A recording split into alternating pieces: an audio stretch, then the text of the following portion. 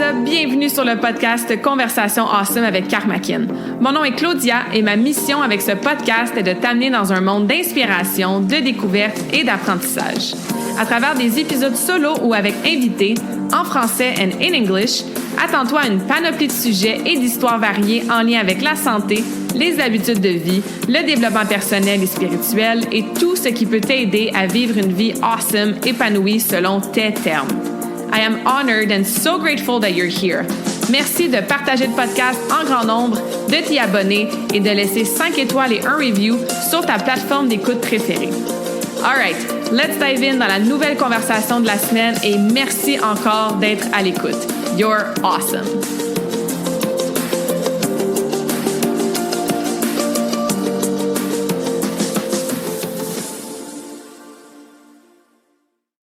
What is up, humain, humaine, awesome? J'espère que vous allez bien, que vous êtes en pleine forme. Petit mot avant de vous laisser avec l'enregistrement d'aujourd'hui. L'enregistrement d'aujourd'hui, c'est avec une femme que vous connaissez déjà, Mélissa Laroche, qui a déjà été sur le podcast, que je nomme souvent sur les podcasts avec d'autres invités parce que grâce à elle, j'ai rencontré plein de femmes extraordinaires. Ben oui, c'est elle qui est encore sur le podcast aujourd'hui. On va jaser d'archétypes féminins, mais comme je disais, avant de vous laisser avec notre enregistrement puissant, je voulais vous dire que, après avoir enregistré cet épisode de podcast-là, un lundi après-midi ensoleillé, où est-ce qu'on était en feu dans notre créativité, on est allé s'asseoir dehors, sur le bord de l'eau, dans ma cour, au soleil chaud, et on a décidé de co-créer ensemble un atelier qui va avoir lieu le 8 novembre 2025, de 1h à 4h. Ben oui, pendant 3 heures en live, vous allez avoir accès à moi et Mélissa, en personne, au studio Coexiste Yoga, qui est comme à la frontière Vaudreuil-Saint-Lazare-Rottine, là, pour un atelier qu'on a nommé « Danser avec ses hormones ». C'est un atelier qui s'adresse à toutes les femmes, peu importe votre âge, peu importe si vous avez encore un cycle menstruel, si vous êtes en préménopause, en ménopause. Et notre intention, c'est vraiment de vous aider à danser avec vos hormones. Puis qu'est-ce que ça veut dire, danser avec ses hormones? Ça veut dire de comprendre qu'est-ce qui se passe à l'intérieur de notre corps en tant que femme cyclique. Comment on peut adapter, optimiser, changer notre alimentation, notre pratique d'activité physique, d'entraînement, de mouvement pour venir supporter ces changements-là hormonaux qui se passent, oui, bien sûr, dans un cycle de 30 jours si vous avez encore vos règles, mais aussi au courant de la vie, alors qu'on arrive à la quarantaine, cinquantaine et qu'on traverse cette période-là de périménopause et de ménopause. Donc, ensemble, on va vous aider à mieux comprendre votre corps, à adapter vos habitudes de vie en lien avec la nutrition et l'entraînement pour que ça se passe, ces changements-là, ces transitions-là, de façon plus douce. Plus aligné, avec moins de frustration, avec plus d'accueil, avec plus de, comme je disais, de compréhension, de connaissance de son corps. On va mêler là-dedans un petit peu les archétypes féminins qu'on va vous jaser aujourd'hui dans le podcast. Fait que bref, j'ai pas besoin de vous dire à quel point ça va être puissant. Le lien pour s'inscrire est dans la description du podcast. On l'a publié plusieurs fois sur nos réseaux sociaux, à moi et Mélissa aussi. Donc, on vous attend. J'allais dire en grand nombre. Oui, en grand nombre, mais les places sont quand même limitées. Donc, n'hésitez pas à vous inscrire comme rapidement, surtout que l'atelier a lieu tout bientôt. Et bien sûr, si vous avez des questions sur quoi que ce soit, si vous n'êtes pas sûr que vos questions vont être répondues, n'importe quoi, on est vraiment facile d'accès. Écrivez-nous sur les réseaux sociaux par courriel et ça va nous faire plaisir, bien sûr, de répondre à vos questions. Donc, on vous attend le 8 novembre 2025. Et en attendant, bonne écoute de la conversation awesome qu'on a enregistrée tout juste avant de prendre la décision de co-créer cet atelier qui va être absolument awesome. Bonjour tout le monde, bienvenue dans la nouvelle conversation awesome de la semaine. J'espère que vous allez bien, que vous êtes en pleine forme. Aujourd'hui, j'enregistre un épisode en personne avec quelqu'un que vous connaissez, là, parce que je la nomme très, très souvent dans les épisodes. Et là, je me suis dit, il faut faire un deuxième épisode. C'est rare que je réinvite quelqu'un sur le podcast. Pas parce que je vous aime pas, au contraire, c'est parce que je voudrais toutes vous réinviter. Les invités awesome que j'ai, c'est toujours du contenu qui est passionnant, qui est inspirant, qui est éducatif. Et de temps en temps, je fais des exceptions pour différentes raisons. Et aujourd'hui, c'est une exception. Mélissa, je te reçois de nouveau sur le podcast suite à t'avoir nommé avec les épisodes avec Catherine, Jessica, Zoé, Sonia, grâce à ton espace Mélissa et ses sœurs qui nous permettent de co-créer, collaborer entre femmes. Donc, te revoici chez moi. Ton dernier podcast, c'était le numéro 151 en décembre 2023. Le 7 décembre 2023. Oui, qui est sorti, moi, on l'avait enregistré en septembre. En septembre. Fait que ça fait quasiment 2 ans. Et là, t'es de retour sur le podcast. Bienvenue. Merci Claudia. Très heureuse d'être ici à nouveau pour une deuxième fois. Je me sens honorée. Écoute. La raison principale, parce que je voulais qu'on parle de ce sujet-là, et tu en parles de façon extraordinaire et awesome. Puis dans le fond, moi, j'ai co-créé, collaboré, assisté à ta retraite au rythme des saisons, au pluriel, en novembre dernier, donc novembre 2024, où est-ce que tu as donné un atelier complet sur les archétypes. Puis là, moi, j'écoutais ça, puis j'apprenais plein de choses sur moi personnellement, mais je me disais, il faut que toutes les femmes entendent ce sujet-là, cette conversation-là. Je suis comme, Mélissa, est-ce que tu reviendrais sur le podcast pour en parler? Et tu m'as dit oui, donc on y est. Puis, avant de rentrer dans ce sujet-là, encore une fois, je veux renvoyer les gens à notre première conversation ensemble qu'on a eue, donc 151, l'ostéopathie au service de la santé féminine, où est-ce qu'on avait jasé de plein de choses en lien avec la pertinence de l'ostéopathie pour aborder le corps dans son entièreté, l'effet du stress et l'inflammation chronique sur les douleurs, comprendre et optimiser son axe cerveau-intestin-utérus, parce qu'on oublie souvent le troisième cerveau. On avait parlé des fonctions, des rôles du nerf vague sur la santé globale, les différentes phases du cycle lunaire féminin, qui est ton dada, je crois, de parler des saisons intérieures, et comment honorer justement son énergie pour réduire ses SPM. Donc, si vous avez manqué cet épisode-là, ou vous êtes nouveau sur le podcast, 151, allez écouter ça. Vous allez en apprendre plus aussi sur toi, sur ce que tu fais professionnellement et tout. Donc, on ne répétera pas tout ça. On va rentrer direct dans le sujet, parce que ça se peut qu'on parle longtemps, parce que moi et toi, on aime ça jaser. Et c'est un gros sujet, il y a beaucoup de choses à dire. Comme je t'avais dit, le but, c'est pas de refaire ton atelier au complet. Les gens, ils pourront te contacter puis t'engager pour que tu viennes faire cet atelier-là, super intéressant, enrichissant. Mais on va commencer avec, c'est quoi un peu une définition d'archétype? Aujourd'hui, on parle des archétypes de la femme, des archétypes féminins, tout ça. Quelqu'un qui a jamais entendu ça ou qui sait pas trop c'est quoi ce terme-là, archétype, comment t'expliquerais ça? Donc, d'abord, bonjour tout le monde. On va commencer en se disant salut. Je suis allée chercher la définition du petit Robert, en fait, et ce qu'on en disait, c'est un type primitif ou un idéal, un original qui sert de modèle. Puis archétype, on l'a peut-être déjà entendu parler dans nos cours de psychologie au collégial par Jung, qui, dans le fond, est vraiment comme le symbole primitif universel appartenant à l'inconscient collectif, donc le soi, la persona, l'ombre et l'animus et l'anima. Donc, c'est la façon que c'est décrit de Jung. Donc, c'est vraiment un modèle, une identité, si on veut, à laquelle on peut faire référence à travers différentes étapes de notre vie, en fait. Fait qu'on n'est pas nécessairement dans l'alter ego. Non. J'ai un livre, là, c'est pour ça que je regarde là-bas. Mais ça va être en personne, elle me voit pointer à ma bibliothèque. L'alter ego, c'est ça, c'est comme des parties de nous qu'on peut faire ressortir selon différentes situations. Exemple, Beyoncé, son alter ego, c'était Sasha Fierce. Fait que quand elle se mettait dans l'incarnation de Sasha Fierce, bien, ça lui donnait confiance en elle sur scène quand elle commençait à avoir une grande carrière populaire, etc. On voit ça souvent chez les athlètes. Ils vont se mettre leur chandail chanceux ou des lunettes, peu importe.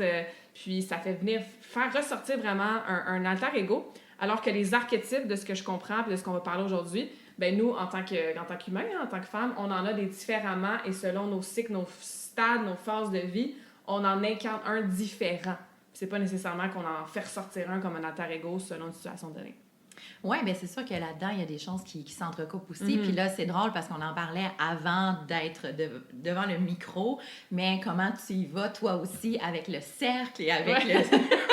On fait bien des gestes en ce moment, là. Je disais à Claudia, je suis habituée de l'enseigner quand justement il y a un tableau sur lequel je peux faire des références. Fait que là, ça va tout se passer dans les airs, donc vous verrez rien, mais...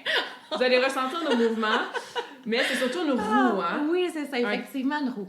Donc, le parallèle avec l'alter ego, je trouve ça intéressant parce que, mais je le vois plus comme c'est quelque chose qu'on revêt, qu'on choisit de revêtir à travers ça, tandis que l'archétype, on va naturellement passer à travers chacun d'eux en étant consciente ou inconsciente. Mm-hmm. Moi, c'est sûr, quand j'ai découvert les archétypes, ben, j'avais 44 ans. Donc, avant ça, de savoir que cela existait, je ne le savais pas. Mm-hmm. Mais quand j'ai appris cette information-là, j'ai fait « Wow! OK, ça permet d'expliquer vraiment différentes phases. Ça me permet de même voir que, présentement, la Mélissa de maintenant... Ben, c'est probablement elle qui est en mesure d'accompagner la petite à 12 ans, à 8 ans, puis de voir à quel point que, c'est en incarnant chacun des portails, en les intégrant, qu'on est en mesure de pouvoir pousser un peu plus loin encore dans le cycle, en fait. Fait que c'est beaucoup de mots. Vous comprenez qu'en ce moment, j'aimerais, je pense, tout dire en 40 minutes, ce que je pourrais dire en 3 heures. Ouais, c'est ça. Donc, Claudia a raison de dire que oui, tu sais, éventuellement, on vous invitera à une conférence où est-ce qu'on peut pousser plus loin. Puis aujourd'hui, on va faire le tour des 4 cadrans. On va essayer de dire le plus d'affaires possible, mais en restant concise. Oui, c'est ça. Puis sans trop bombarder d'informations aussi. Puis peu importe l'âge que vous avez quand vous écoutez ça, c'est super pertinent.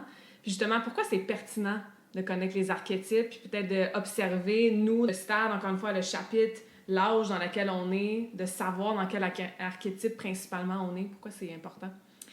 En fait, je pense que ça nous permet de nous connaître encore mieux comme femmes et, comme je le disais dans l'épisode numéro 1, d'accueillir ce qui est ici maintenant et d'avoir une forme d'espoir, là, ici je le mets entre guillemets, de dire OK, ce que présentement peut-être je ne comprends pas, je suis en train de justement monter les échelons, les marches, vivre les différentes étapes pour me rendre là. Moi, je trouve que là où est-ce que ça m'a beaucoup aidé, c'est de comprendre la Mélissa plus jeune et de voir, OK, la Mélissa plus vieille aussi. Elle va accéder à ça éventuellement, puis même c'est déjà là, c'est juste que je le sens pas intérieurement tout de suite. Je trouve que ça permet aussi de vieillir avec peut-être moins de peur, plus de confiance encore, étant donné qu'on est dans un espace de la vie où est-ce que... Encore une fois, vieillir, c'est plutôt péjoratif. On aime moins ça, penser à ça. On voit tout ce qui est sur le marché pour se garder très, très jeune. Donc, à quel point on honore la femme plus âgée, je trouve qu'en connaissant les archétypes, ça nous amène à ça aussi. Puis moi, je me vois les traverser présentement, puis je trouve ça vraiment intéressant. Nice. Fait que ça suit un ordre chronologique... dans le sens qu'on a différents archétypes selon nos différents âges durant la vie. Il y a 4 cadrans principaux. Fait qu'on va peut-être commencer là, en fait. C'est quoi les 4 cadrans? Puis après ça, décortiquer chaque archétype dans chaque cadran, juste pour que, encore une fois, ceux qui n'ont jamais entendu ça puis qui n'ont pas le tableau devant eux puis ils ne nous voient pas faire des signes de main, puissent avoir au moins une idée de, OK, de façon générale, vision globale, ça ressemble à ça, tu sais. Oui, absolument. Donc oui, 4 cadrans pour représenter 13 archétypes. Fait que là, Claudia, je t'entends dire... 13 divisé par 4. 13 divisé par 4, ça marche pas, Mélissa? Non, parce qu'il y en a un qui est central, qui est cet archétype-là, je vais le nommer plus à la fin, va avoir un impact vers chacun des archétypes, en fait. Donc, les 4 cadrans, on les divise de 0. Moi, j'ai écrit à 102 ans, mais en fait, ce serait vraiment à la fin de la vie. Puis, pour faire référence à l'autre atelier que j'aime beaucoup, les saisons intérieures, justement, on va retrouver chacun des archétypes sur un cycle régulier menstruel. Elles vont venir nous faire un coucou à chaque cycle, puis elles vont représenter aussi le cycle de la vie. C'est pour ça, à partir de lorsqu'on est jusqu'à la mort, en fait, on va passer à travers ces archétypes-là, à travers différents niveaux. Donc, le premier cadran, en fait, on viendrait le situer entre 0 et 21 ans. Puis celui-ci représente la phase de l'innocence. Donc, à travers l'innocence, on retrouve 3 archétypes principaux, qui est la fillette ou la fille, la jeune fille et la sœur de sang, la blood sister. Je préfère le dire en anglais, blood sister, effectivement. D'ailleurs, oui, avant que j'oublie, c'est des informations qui viennent du livre The Woman's Wheel of Life de Elizabeth Davis et Carole Léonard, qui, moi, m'ont été enseignées aussi à travers ma formation de doula à l'école quantique doula. Je mettrai la référence du livre dans la description du podcast. Parfait. Pour ceux qui veulent en savoir plus. Merci, Claudia. Donc, oui, tu voulais y aller avec une question? Non, j'allais juste... L'innocence, 0 à 21 ans à peu près. On a 3 archétypes principaux. Je te laisse continuer. Donc, l'innocence ici, on veut vraiment le voir, le percevoir dans l'espace très positif de ce terme-là.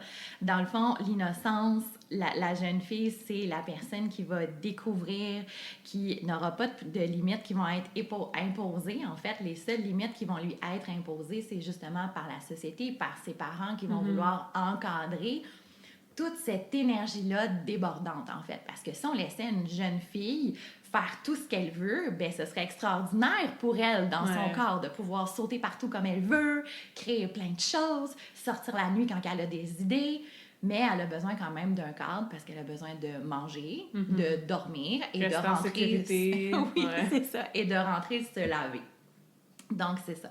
Puis qu'à travers les différents âges, bien, elle va commencer à avoir tranquillement le filtre social qui va s'installer vers 7-9 ans. Ensuite de ça, on va tomber plus dans l'archétype de la jeune fille qui commence à rencontrer, à avoir une vision différente des relations interpersonnelles qui peuvent être autour de elle.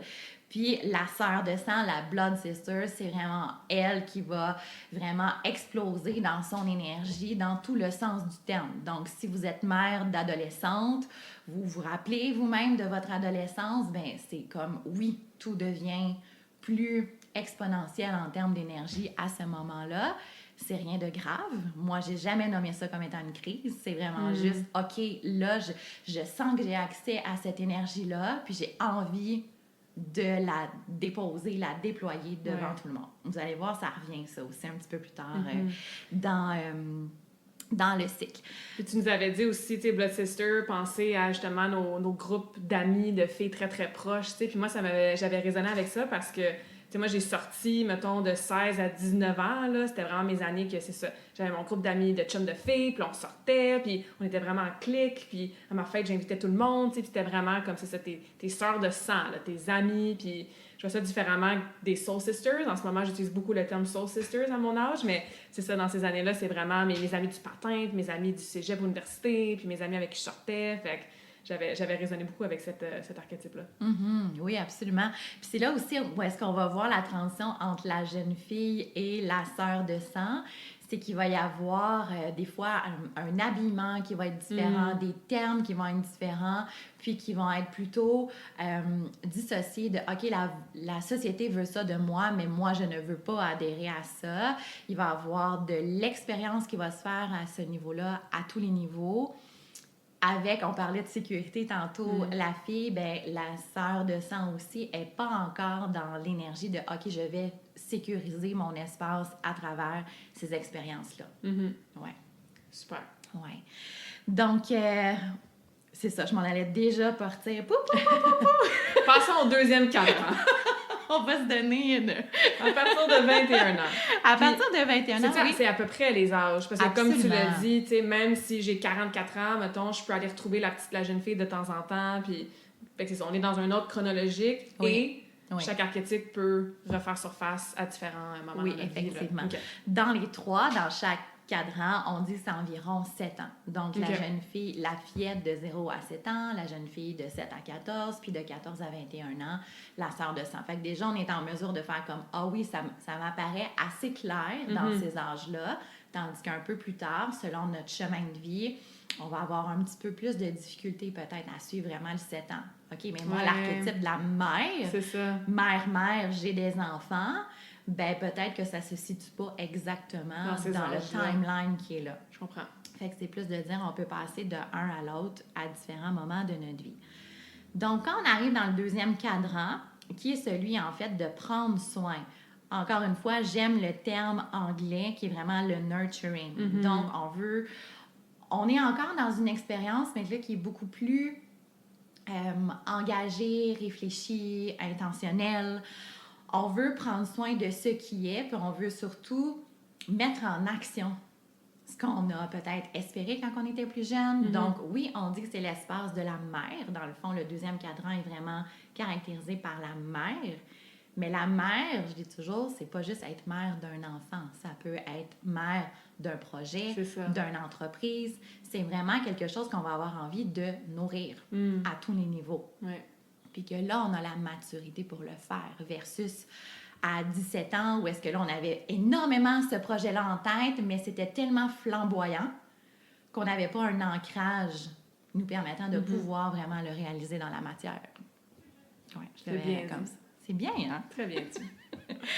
Donc, Fait que là, t'as nommé la mère, mais Oui. il y a 3 aussi archétypes pour dans le prendre soin d'eux. Effectivement. Donc, on va commencer avec l'amoureuse. Au centre, on va retrouver la mère et à la fin de ce cadran-là, on va retrouver la sage-femme.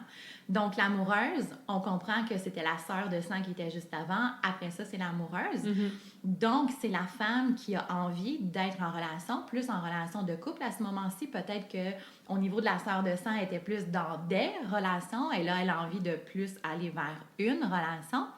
Mais lorsque cette énergie-là est, disons, moins pacifiée, peut-être parce qu'avant, il est arrivé différents événements dans une vie, ou est-ce que là, on arrive dans un espace où est-ce qu'on veut nourrir une relation, on peut aussi se retrouver dans une dépendance, en fait, à ce niveau-là. De dire, j'ai tellement envie de nourrir une situation, un projet, une relation amoureuse, que je vais devenir dans une dépendance.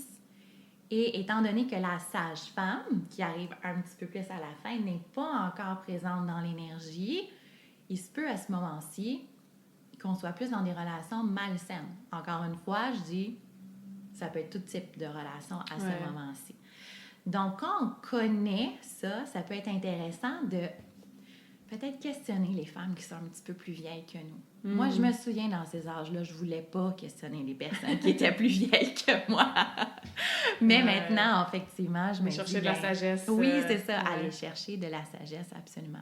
Puis y a-tu une petite composante de people-pleasing là-dedans? Tu sais, je t'entends dire, il y a peut-être une dépendance, on veut tellement nourrir, on veut tellement prendre soin d'eux, on veut tellement être dans une relation qu'on va tout faire pour plaire à la personne avec qui on va être en relation. Donc, y a-tu un petit peu ça aussi dans le... Oui, absolument. Le nom le dit, l'amoureuse. Je suis l'amoureuse, donc oui, on peut tomber effectivement dans le people-pleasing. Ou est-ce que là, déjà quand on arrive dans le rôle de la mère, il va y avoir une certaine indépendance qui va se créer à ce moment-là, parce qu'il va y avoir un lien plus direct avec ce que directement j'ai envie de nourrir, qui est peut-être pas la relation qu'on avait juste avant. Est-ce que c'est clair? Oui, comme tu dis, ça peut être un enfant, comme ça peut être un projet, tu sais, donc ça prend moins toute la place. C'est la personne avec qui tu es dans ton archétype d'amoureuse. Oui, effectivement. Puis quand on arrive au niveau de la sage-femme, ben le mot le dit. C'est de dire, ben OK, là, je suis capable de prendre un peu plus de recul sur cet état-là nourricier que je nourris depuis les dernières années, puis de dire, OK, est-ce que je suis capable de faire un step back, puis de dire, mais qu'est-ce que moi, Mélissa, qu'est-ce que moi, Claudia, en arrière de ce projet-là, cette relation que j'ai nourrie de toutes les cellules de mon corps, je peux faire pour, OK, revenir à moi et le projet, moi et la relation. Donc, se mettre un petit peu plus de l'avant. Oui, puis je pense qu'il y a bien des femmes qui sont à l'écoute qui vont résonner avec ça, hein, parce que, tu sais, quand, c'est ça, tu as dit tout de suite, le nurturing, le prendre soin d'eux, moi, tout de suite, c'était comme, ben, prendre soin de soi aussi, ce qui n'est pas facile à faire, surtout quand on est dans des âges où est-ce que, justement, on devient maman, ou on a une entreprise, ou, tu sais, fait que d'aller chercher cet équilibre-là, puis de recommencer, entre guillemets, à prendre soin de soi. Les âges, c'est à peu près 21 à 42. Oui. Okay. Fait que moi, je suis dans ces âges-là. Mettons qu'on y va avec les âges. Tu sais, j'ai 34, je vais avoir 35 ans bientôt. Est-ce que tu me reconnais dans... Je sais que quand on avait fait la retraite, tu m'avais dit que tu me reconnaissais dans l'amoureuse. Parce que, bon, à ce moment-là, j'étais dans cette phase-là de ma vie où est-ce que j'avais un homme dans ma vie. Mais est-ce que tu me reconnais encore dans un des 3 plus particulièrement? Ou, moi, je me sens valsée entre les 3 beaucoup. Mais je suis curieuse d'avoir ton opinion en tant qu'amie et en tant qu'experte des archétypes. Ben, en ce moment, justement, je me rappelais plus exactement que je t'avais dit ça en novembre dernier. Mais en ce moment, moi, je te vois beaucoup plus valsée avec la sage-femme, en fait. Oui, je suis d'accord. Oui. De dire, oui, je te vois nourrir plein de belles choses pour toi, mais je le vois avec toi et non pas faire partie de toi intégrante. C'est comme 2 choses. Il y a Claudia et il y a les projets et il y a autre chose. C'est le « et » en fait. Exact. Oui, absolument. Puis, oui, effectivement, les femmes qui sont à l'écoute, oui, les femmes que je reçois dans mon bureau, les nouvelles mères, si je leur dis, bien là, c'est important que tu prennes soin de toi, ça passe rarement, honnêtement. Parce que c'est pas qu'il y a un manque de compréhension, c'est pas de dire je ne veux pas, mais l'énergie est tellement puissante que c'est ça qui est là. Puis ces femmes-là n'ont pas nécessairement besoin d'aller chercher autre chose. Donc moi, depuis que je connais ça aussi, bien, je suis en mesure, je trouve, d'être une meilleure accompagnante, en fait. Parce que je reconnais que ça, c'est là. on s'en reparlera un autre moment. Moi, je sème des graines. C'est ça. Exact. Moi, je suis un petit peu plus loin dans les archétypes, donc exactement. Effectivement. Je pense que ça donne un peu la permission aussi, tu sais, de se dire, OK, en ce moment, j'ai surtout l'archétype, par exemple, de la mère qui est présente dans mon énergie. Mm-hmm. Et donc, j'accepte et je me donne la permission de X, Y, Z, tu sais, selon ça. Donc, encore une fois, c'est un bel outil pour apprendre à se connaître. Oui, absolument. Good. On arrive dans ton cadran maintenant, à moins que tu avais d'autres choses à dire pour le prendre soin d'eux. Non. Non? OK. Ben oui, mais non. Il y a toujours plein de choses à dire, là, on s'entend, tu sais. Donc, le troisième cadran, en fait, ben, on l'a dit, il se nomme le cadran de la puissance. Donc, en fait, on a passé par l'innocence, par le nurturing, puis on arrive dans une pleine puissance. Puis là, ben, j'amène les femmes qui sont à l'écoute, les hommes très certainement parce que mon mari va l'écouter. Un petit coucou à Châty tout le temps. Donc, c'est de dire qu'on tombe à peu près dans ce troisième cadran-là autour de 42 ans. Qu'est-ce qui arrive aussi, Claudia, autour de 42 ans? La préménopause! La préménopause! Oui. Et qu'est-ce qu'on entend communément? Les femmes sont folles! Les femmes sont folles! Ils n'ont pas de patience! La crise de la quarantaine! Ils sont irritables, ils n'ont plus de libido! Wow! Que de termes que je n'utilise pas. Sauf pour caricaturer un peu ça. Un peu comme on a dit, j'utilise pas la crise de l'adolescence, mais j'utilise pas non plus la crise de la quarantaine. Puis quand je suis arrivée dans les archétypes, j'ai fait « Mais voilà! » C'est ça qui arrive. Ça explique donc. Explique-nous, Mélissa. Qu'est-ce qui se passe dans la... Le premier archétype, en fait, dans ce cadran-là, c'est l'Amazon. Puis ça, l'année passée... Moi, j'ai hâte d'être dans mon Amazon. Oui. Je la file déjà des fois. Au mois de novembre l'année passée, je me souviens d'avoir dit je me sens vraiment dans l'Amazon. Fait que l'Amazon, c'est la femme qui se reconnaît dans toute sa puissance, on l'a dit, et qui a envie de le manifester. Le manifester haut et fort. Donc, la sœur de sang qu'on a eue à 17-18 ans, qui, elle, pouvait sortir, faire des grosses manifestations et tout ça, qui était peut-être un peu plus... J'ose pas dire, mais erratique un peu, tu sais, on le fait parce que c'est le fun, on sait pas nécessairement pourquoi on sait quoi les conséquences que ça va amener, là. Tandis que l'Amazon, elle le sait vraiment, là, parce qu'elle l'assume. Elle l'assume, la sage-femme avant elle lui a enseigné tout ça. Fait que là, elle émet ses convictions haut et fort. Non, elle ne chiale pas. Par contre, c'est peut-être la première fois de sa vie où est-ce qu'elle s'affirme de cette façon-là, puis qu'elle ne se reconnaît peut-être pas elle-même là-dedans. Et, of course, que son environnement, qui l'a connu, mettons, les 15 dernières années dans son rôle de nurturing, à prendre soin de moi, dire toujours oui, puis là, un matin, elle se lève, puis non. C'est toi qui vas faire la vaisselle à partir d'aujourd'hui. Oui, parce qu'elle a écouté le podcast, elle a fait « Ah, j'ai le droit! » Oui, effectivement. Donc, oui, alors, on en parle, j'ai des frissons partout. L'Amazon est vraiment là pour changer les choses, assurément. Puis étant donné elle a les 2 pieds dedans, elle est ancrée, elle n'est plus dans une découverte, ben ça va se manifester de plein de belles façons, là. On en voit des femmes dans la quarantaine qui deviennent entrepreneurs, qui vont sortir, qui vont faire des ateliers, des conférences. Leur premier voyage ever, ils vont... Oui, exactement. Ce n'est pas qu'elles se séparent de leur famille ou des projets qui étaient là auparavant. C'est juste qu'elle devient Mélissa et le projet. Mélissa et sa famille. Donc, il y a une place prépondérante pour la femme à ce moment-ci.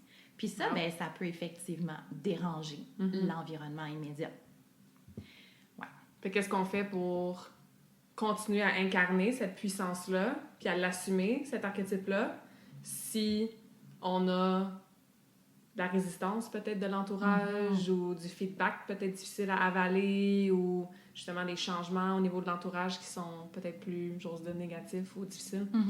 Ben moi, j'invite ces femmes-là à revenir d'abord dans un mode introspectif, de dire, OK, moi, est-ce que je suis en mesure présentement de dire où est-ce que je me situe dans ma vie et qu'est-ce que je veux pour moi, pour pouvoir ensuite ressortir, en parler de façon douce et mature, comme en principe, on est en mesure de le faire à 42, 44 ans, versus la sœur de sang à 16-17 ans qui avait peut-être coche. C'est ça. À 42, on devrait moins péter ces coches-là, comme on dit. Fait que c'est pour ça que je dis, revenez à l'intérieur de vous, sachez ce que vous avez envie et ensuite on pourra le manifester OK, super. de bonne façon. Fait que l'Amazone, premier archétype du 3e cadran, la puissance. Oui. Ensuite? Oui, on a la matriarche, en fait. Donc, moi, je dirais que de plus en plus, je me vois entre les deux, entre l'Amazone et la matriarche. Je trouve que mon énergie, elle a changé. Autant qu'il y a 1 an, 2 ans, effectivement, quand j'ai appris tout ça, j'avais envie d'exploser partout, puis de tout le temps parler des saisons intérieures, puis des archétypes, puis des femmes qui vivent leur préménopause, mais qui ont besoin d'être juste vues, reconnues, entendues, puis qu'on arrête de leur dire que c'est des folles. Ben là, maintenant, je suis capable de m'asseoir puis de faire « OK, on va en parler ». J'ai moins envie de sortir dehors avec mes pancartes.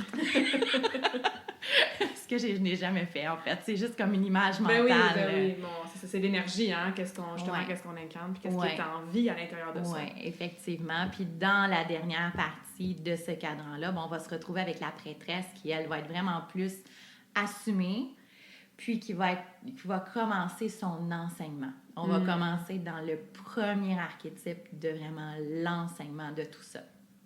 On a aussi au niveau hormonal, dans ce cadran-là, ce qui commence à s'exprimer, on l'a dit tantôt, la préménopause, mais en fait, je trouve ça intéressant de faire le lien avec l'estrogène. L'estrogène, en fait, qui est un hormone qui nous amène à être très perméable, très sensible à notre environnement. Puis lorsqu'on a moins d'estrogène à l'intérieur de nous, on devient plus imperméable. Donc, OK, qu'est-ce que ça fait?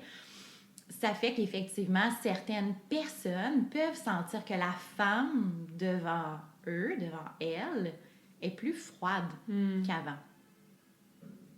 Elle n'est pas plus froide, c'est juste qu'elle manifeste différemment. Parce que, justement, il y a cette baisse-là d'estrogène.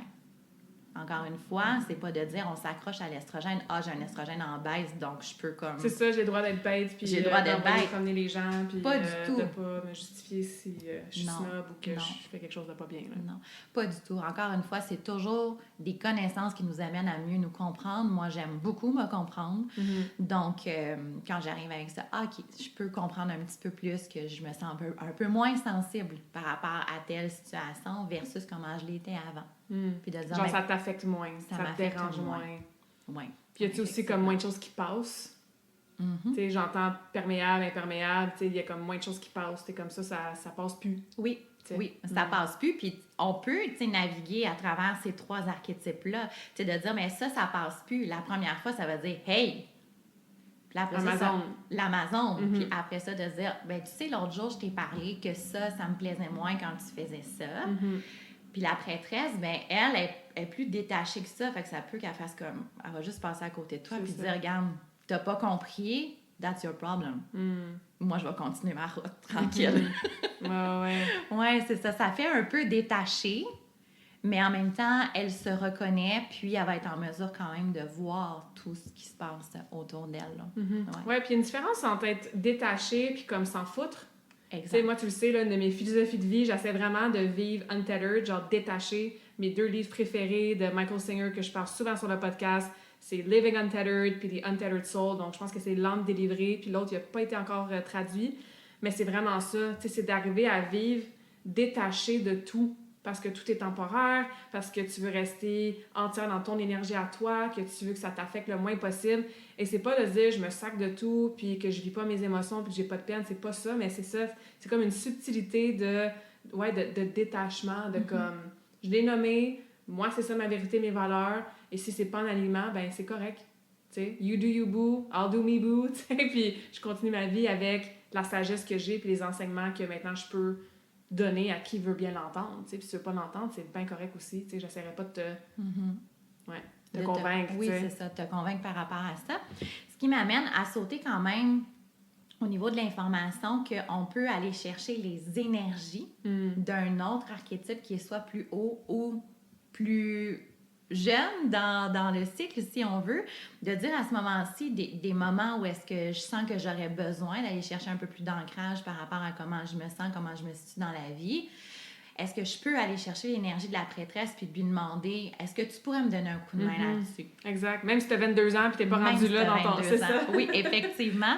Effectivement, 22 ans. Donc, dans le cercle, encore une fois, que l'on montre avec nos mains dans les airs, c'est de dire que chacun des archétypes va aller chercher comme son paradoxe, si on veut, j'aime pas ça dire ça, encore une fois, c'est comme un peu négatif, mais tu sais, sont parallèles. Mm-hmm. Tu vois, toi, ce Ouais. que je veux dire? Donc, justement, la matriarche pourrait venir aider la jeune fille qui, justement, se sent un peu perdue.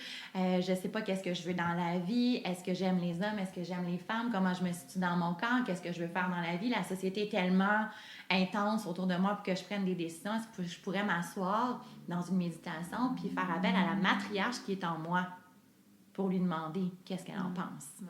Fait que là, oui, ça demande une introspection différente, peut-être des connaissances en matière de méditation ou quoi que ce soit, mais c'est vraiment quelque chose qui est très intéressant à aller chercher. Oui, parce que c'est comme tu dis, on peut poser des questions aux femmes plus âgées que nous, mais on peut aussi poser des questions aux énergies à l'intérieur de nous, parce qu'on est tout le temps, tu sais, puis il n'y a pas de temps, là. C'est quelque chose qu'on dit, moi et toi, très souvent. Donc, on y reviendra à ça. On va finir avec le 4e cadran, qui est la sagesse. Oui, absolument. Les magnifiques femmes plus âgées qu'on devrait tellement honorer beaucoup plus qu'on le fait, comme tu dis, dans la société d'aujourd'hui, avec cette espèce de désir de rester jeune de 1 million de façons, là. Donc, on t'écoute.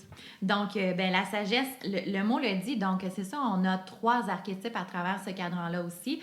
On a la sorcière, qui est appelée comme ça. Là, j'ai un petit sourire parce que je le sais que le mot sorcière est encore une fois nommé de façon un petit peu plus péjorative, mais en même temps, la sorcière, c'est celle qui est en mesure d'avoir des enseignements, de pouvoir aider les gens à se guérir, puis guérir encore une fois entre guillemets, mais de dire, elle a tellement de connaissances qu'elle peut aider plein de gens et plein de situations autour d'elle si on l'écoute puis qu'on ose aller s'asseoir à ses côtés. Ouais. Donc, elle va commencer dans la transmission d'informations parce qu'elle se voit aussi vieillir. Et elle a envie que les autres archétypes, les autres jeunes femmes plutôt puissent à leur tour partager cette sagesse-là lorsqu'elles seront rendues à ce niveau-là aussi. Oui, parce que là, on est à peu près à partir de 62, 63 ans. Oui, à peu près 63 ans. Donc ici, on est avec une femme qui est ménopausée. OK. Bien souvent, là, encore une fois, ça dépend à quel âge on a été ménopausée, mais habituellement, il n'y a plus de sang sacré quand on est vraiment dans la sagesse. Après ça, on va retrouver la vieille femme qui, elle aussi, va poursuivre, dans le fond, un petit peu comme l'Amazone, la matriarche, la prêtresse. On va juste continuer à ancrer encore plus ces connaissances-là, ces façons d'être que nous sommes, jusqu'à la mère sombre, en fait, qui va être le dernier archétype de la vie.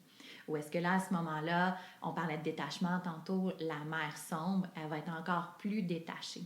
Pas de façon affective ou quoi que ce soit, c'est plus les choses m'atteignent moins. Puis honnêtement, Claudia, moi, j'espère bien à 88 ans me retrouver dans cette énergie-là. C'est ça, tellement! Vraiment, de dire, OK, ce qui m'affecte encore maintenant, ce que je n'arrive pas à être détachée de, j'espère bien à 88 ans être rendue là. Exact. Mais c'est ça, on a peut-être des tantes ou des grands-mamans encore qui sont en vie, tu sais, à qui qu'on peut penser en ce moment. Puis, tu sais, moi, je pense à ma grand-mère là, qui a 82 ans, puis elle a encore de l'Amazon dans l'aile, là, mais... Mais c'est ça, hein, c'est exactement ça. C'est comme, mon Dieu, si à mon âge, je m'en fais encore avec telle affaire, il y a des choses que j'ai pas compris encore dans ma vie, là, tu sais. Fait que c'est vraiment bien dit. Puis je me souviens qu'on avait fait l'atelier dans ta retraite en novembre dernier, tu sais, on avait parlé de c'est quoi notre association avec le mot vieille, tu sais, la vieille femme versus la jeune fille. Tu sais, pour moi, personnellement, puis je vous invite à juste ressentir dans votre corps qu'est-ce que ça dit, comment vous vous sentez quand vous entendez la jeune fille versus la vieille femme. Pour moi, c'est exactement la même chose. C'est comme là, un adjectif et un nom. Je veux dire, c'est fille, c'est femme, c'est jeune, c'est vieille. C'est juste, it just is. Par contre, effectivement, encore une fois, dans notre société, il y a beaucoup plus d'aspects, je vais dire, positifs associés à jeune versus vieille. C'est comme, oh, vieille. On dirait que juste ce mot-là, il est négatif pour bien des gens, tu sais. Puis grâce à des conversations comme ça, puis à des femmes qui s'assument, puis qui entendent ça, puis qui font l'introspection, puis j'ose espérer qu'on va continuer à attacher beaucoup plus de positif parce que c'est merveilleux, ce privilège-là de vieillir, tu sais. Oui, absolument. Puis moi, je me vois dans les dernières années avoir tellement envie de connecter justement avec ces femmes-là, tu sais, c'est viscéral. Tu sais, tu m'as vu l'autre jour avec ta grand-mère, c'est comme je veux aller la voir, je veux aller près d'elle. Probablement aussi parce que j'ai pas près de moi aussi vraiment des vieilles femmes, des personnes matures, plus âgées. Hier, je suis allée au resto avec ma famille puis on a croisé une tante de mon père. faisait super longtemps qu'on ne l'avait pas vu, mais quand je l'ai vu, c'est de l'admiration que j'avais dans les yeux, dans mon cœur. Je me disais, mon Dieu, ma tante Francine, ça fait 1000 ans que je ne l'ai pas vue, puis j'aurais envie de la prendre par les épaules. Viens t'asseoir, on va jaser. Oui, c'est ça. Ça m'arrivait pas, ça, il y a 10 ans. Mais là, il y a ça qui est là. J'ai envie d'aller chercher et de me nourrir aussi de ces enseignements-là. Et d'apprendre, puis d'être inspiré, puis un peu comme tu disais au début du podcast, tu sais, d'avoir cette espèce d'espoir-là, puis de lumière-là, que comme, c'est pas tes plus belles années qui sont derrière toi aussitôt que t'as 40 ans, là, tu sais, je veux dire, chaque archétype, encore une fois, chapitre, stade, phase, cycle, peu importe comment on veut appeler ça, ça amène vraiment des choses awesome, là, tu sais. Oui, absolument. Puis à travers la retraite, on avait eu la chance aussi de le voir parce qu'il y avait des femmes de 18 à 68 ans, de les voir communiquer ensemble, puis de justement pouvoir aller chercher. Mais comment qu'on se sent justement quand on est là? Ouais. Il y a eu un bel enseignement, une belle transmission qui s'est passée, puis je trouve ça magnifique. Oui, c'est certainement magnifique. Ce qui nous amène à la 13e. Oui, la 13e, en fait, qui est au centre de la roue, qui se nomme, en fait, la transformatrice. Donc, c'est elle qui va être là à tous les niveaux, qui peut se retrouver, on peut faire appel à elle pour justement passer de l'autre côté de la roue, comme je disais tantôt, de la jeune fille vers la matriarche, de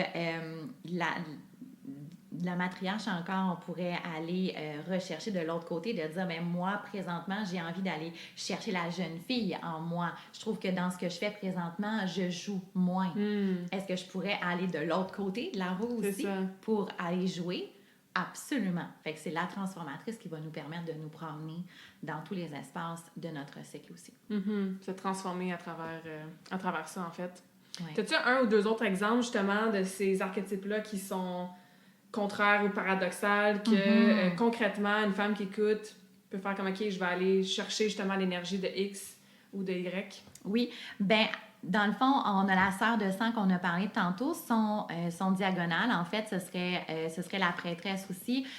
La sœur de sang qui, on l'a dit tantôt, pourrait avoir de la difficulté à maintenir son énergie parce qu'elle est tellement dans une énergie de je veux que cela arrive, que ça devient peut-être intensément grand, confrontant, même à l'intérieur d'elle, d'aller chercher les enseignements de la prêtresse. OK. Oui, absolument. La sage-femme qui, justement, se retrouve dans son rôle de mère de projet ou d'enfant, encore une fois, puis qui se trouve vraiment sérieuse. On va aller chercher la jeune fille, vraiment la fille, le 0-7 ans, qui joue, qui met ses bottes de pluie, puis qui va courir dans la pluie. Effectivement, ça, on va vouloir aller chercher ça aussi. Oui, ça aussi, je peux raisonner avec ça. Puis, tu sais, j'ai ma petite nièce, Lily, maintenant qui a 2 ans, tu sais, puis c'est ça, hein. Puis, je pense qu'on est plusieurs à pouvoir, encore une fois, se voir quand on est avec des jeunes enfants, comme, mon Dieu, tu sais, ça fait du bien de ramener l'aspect, justement, l'innocence, la naïveté, la spontanéité, l'émerveillement, puis de rire, puis le moment présent. Donc, avec notre famille proche aussi, tu sais, si on a des sœurs, des tantes, des nièces, ça nous permet justement de se transformer à travers ça grâce à elles aussi, tu sais. Oui, absolument. Puis de se rappeler que parfois, le 0-7 ans même, tu sais, je disais tantôt, on aimerait ne pas avoir de règles, mais bien souvent, on en a vraiment beaucoup aussi. De dire, bien, est-ce qu'à ce moment-là, même moi, comme jeune fille, j'ai senti qu'on m'avait tenue vraiment à l'écart des différentes joies que j'aurais pu vivre à ces âges-là pour plein de raisons. De dire, mais est-ce que je suis allée chercher, est-ce que je suis allée me permettre d'avoir cette énergie-là? Des fois, on va le retrouver avec des femmes un peu plus âgées qui vont dire, mais j'ai pas eu l'impression d'avoir eu le droit de jouer quand j'étais jeune. OK, on va retourner. On va retourner là. On va créer des situations où est-ce que tu vas pouvoir t'octroyer vraiment le droit d'être dans ton jeu 100%. Ça fait penser à du travail d'enfant intérieur, tu sais, ton inner child. Et de l'autre côté aussi, d'aller checker puis faire des consultations avec ta higher self, tu sais, ta toi supérieure. C'est un peu ça, c'est juste que là, on en a plus, tu sais, d'archétypes différents versus juste l'enfant intérieur et le moi supérieur. Là, donc, ça donne plus de nuances, j'ai envie de dire. Oui, effectivement. Good. Puis, comme je le disais en tout début de rencontre, c'est de dire, bien ça, c'est le cycle de la vie, mais on passe quand même à travers ces 13 archétypes-là, à travers un cycle menstruel, en fait. Donc, quand on est au printemps intérieur, on est vraiment dans une action qui est plus de découverte, de jeu. Puis, quand on arrive plus près des menstruations, de l'hiver intérieur, où est-ce que là, on est plus dans « j'ai envie d'être dans mon espace un peu plus sacré ». Puis, moins envie d'aller jouer. Ça se peut que tu aies envie de jouer là, la première journée que tu es menstruée. Mais ça se peut aussi que, la petite doudou, le petit châle. Oui, c'est ça, le petit cocooning. Tu l'as vu toi aussi, le petit châle, c'est ça, de la vieille femme, de dire, Mm-hmm. ça va être ça aujourd'hui, puis de se permettre encore une fois. Mm-hmm. Puis mettons l'ovulation, ben là, c'est le temps justement de mettre les projets sur pied, on a l'énergie pour le faire, on veut se montrer, tu sais, fait que... Ouais, super. Puis mettons avec les saisons, c'est ça, tu sais, de la vie, bien sûr. On parle des saisons de la nature aussi, qu'on avait parlé, entre autres, je pense, de mémoire, dans le premier podcast qu'on avait fait, qui est un autre atelier que tu donnes, tu sais, mais où est-ce qu'on met, justement, concrètement, printemps, été, automne, hiver, dans ce cadran-là d'archétypes?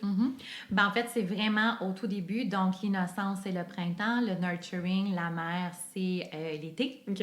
Ensuite de ça, la puissance, c'est l'automne. Donc, on récolte. On est vraiment dans les récoltes qu'on a fait. Et l'hiver, la sagesse. Oui. Puis ça, on est tellement déconnectés pour beaucoup d'entre nous dans la société de son propre corps et de la nature. Mais juste d'entendre ça, c'est comme... Ça fait tellement du sens. Genre, of course que genre durant l'hiver, t'es pas en train justement d'être dehors, tu sais, puis de récolter, puis de partir plein de projets, tu sais. Puis j'ai fait un épisode de podcast justement pour la rentrée, début de l'automne, il y a quelques semaines. C'est exactement ça que je disais. Tu sais, la saison de l'automne, utiliser les énergies qui viennent avec ça pour s'aligner avec nos projets puis récolter, ben ça rend le tout un peu plus fluide. On est moins à genre piocher puis résister quand on est désaligné avec des saisons, tu sais. Oui, absolument. Que, Imaginez-vous aller dehors avec vos bottes d'eau dans la pluie en plein mois de janvier, tu sais, c'est comme ça marche moins là. Ouais, exactement. Good. Ouais. Autre chose au niveau du cadran, oui, je sais qu'il y a autre chose, on peut rentrer en détail sur chaque aspect qu'on a mentionné, mais y a-t-il d'autres éléments comme importants qu'on aurait oubliés ou on a fait le tour? Je pense que ça fait quand même le tour parce que je souhaitais justement faire le lien surtout avec le cycle menstruel aussi, puis peut-être en profiter pour rappeler que même si on n'a plus de cycle menstruel, on continue quand même à tourner à travers ce cycle-là, à travers comme un 4-5 semaines aussi. Donc, de toujours se voir de façon multidimensionnelle, comme dans la vie, de dire, il y a les archétypes de la vie, il y a les saisons de la vie, et il y a celle d'un cycle un petit peu plus rapproché, comme le cycle de la Lune, en fait. Exactement. Puis tu sais que moi, j'aime bien les trucs très concrets, donner des pistes d'action aux gens, garder ça simple, prends un élément d'une conversation pour le mettre dans l'action. Si tu avais 2-3 outils ou j'ai le mot tâche qui vient, peut-être pas une tâche, mais une habitude ou quelque chose qu'on pourrait faire concrètement pour se servir de ça aujourd'hui, ça pourrait ressembler à quoi? J'en reviendrai avec l'introspection, qui n'est pas nécessairement toujours facile. On le dit, je pense qu'on le souhaite. J'aimerais plus m'introspecter, mais tu sais, qui le fait vraiment dans la vraie vie? Oui, il y a des gens, je m'excuse de te couper, mais c'est comme, mais je fais quoi? Une fois que je suis assise et j'ai les yeux fermés, là, genre, je fais quoi, là, tu sais? Ça veut dire quoi s'introspecter, là, genre?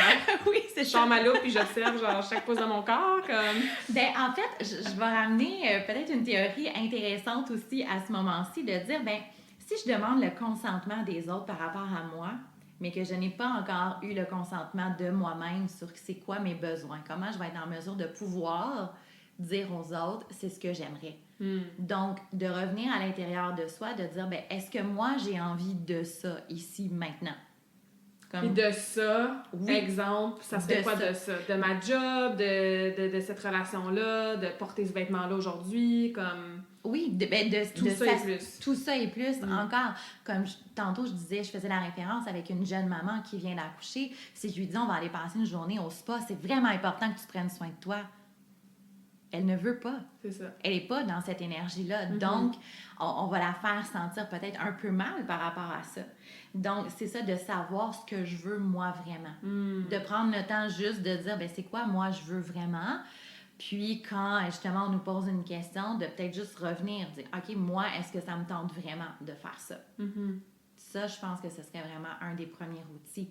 Ouais. Puis, après ça, de dire, OK, où est-ce que je me situe à peu près, moi, à travers ça? Puis, peu importe que ce soit le troisième cadran, la puissance, quoi que ce soit, mais de dire à travers les différents cadrans, où est-ce que je peux trouver ma puissance? En ce moment, je reprends l'exemple de la mère. Je suis une mère. Alors, mais voilà, demandez-moi pas autre chose. Ouais. De devenir l'entrepreneur qui fait des conférences partout à travers le monde.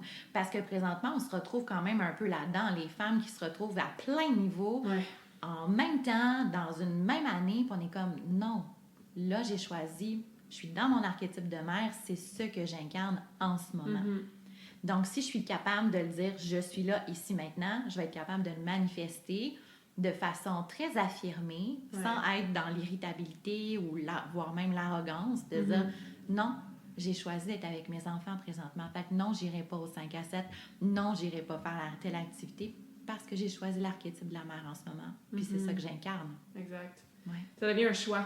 Puis c'est ce que je coach aussi, entre autres, par exemple en nutrition, c'est pas « Ah non, j'ai pas le droit de manger ça », c'est comme je choisis de pas manger ça ou de manger ça, tu sais. Ouais. Puis de choisir ces mots-là, je choisis, ben tu te redonnes le pouvoir, en fait, de transformation, justement, ou d'incarnation de différents archétypes. Mais j'aime ça, tu sais, de s'asseoir en silence, de commencer avec une première question comme « Est-ce que j'ai envie de ça? » Et le ça, ben, transformez-le pour quelque chose dans votre vie précise. Puis juste comme écouter. Puis peut-être qu'au début, il n'y aura rien. C'est peut-être pas une voix que tu vas entendre arriver de l'au-delà, là. Des fois, c'est un petit frisson. Des fois, c'est super subtil. Mais plus vous allez connecter avec votre corps, puis vous fermez les yeux, respirer, puis poser ces questions-là, puis juste rester ouverte à entendre et à ressentir, mais vous allez développer justement cette relation-là avec votre introspection personnelle, tu sais. On a toutes les réponses à l'intérieur de nous. On a tous les archétypes à l'intérieur de nous, peu importe notre âge. Et encore une fois, on peut se servir de ça comme outil, comme modalité pour apprendre à se connaître. Puis plus on se connaît, mais plus on peut faire des choix, justement, alignés. Donc, vivre une vie heureuse et awesome! C'est dans tes termes! C'est ça, tes termes! Yes! Super! Donc, Mélissa, parle-nous un peu de, justement, ce que tu offres comme atelier, comme ostéopathe, doula, etc. Je vais mettre les liens dans la description du podcast, bien sûr, mais les gens qui ne te connaissent pas encore, là. Dis-nous un petit peu comment on peut avoir plus de vibe Mélissa dans nos vies. Ben d'abord, oui, il y a mon site web, le melissalaroche.com ou .ca. Bon, c'est là, on peut retrouver à peu près tout ce que je fais, mais encore une fois, tout ce que je fais, oui, j'ose le dire ici maintenant, c'est quand même beau et grand. Parce que je peux offrir beaucoup, autant comme ostéopathe, mais je suis aussi intervenante, donc relation d'aide. Puis là, dans le fond, je le manifeste vraiment dans l'accompagnement de la femme, de la ménage à la ménopause, en passant par la grossesse.